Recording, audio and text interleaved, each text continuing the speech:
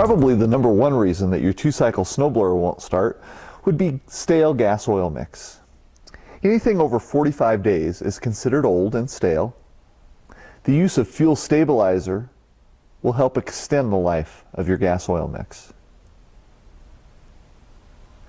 Fuel stabilizer is available in a variety of brand names.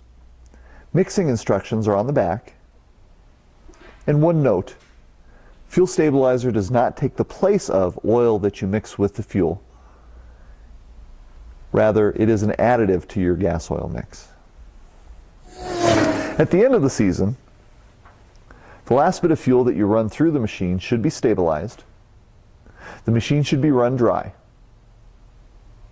Once again, you should not have any gas left in the machine when it's stored in the off-season.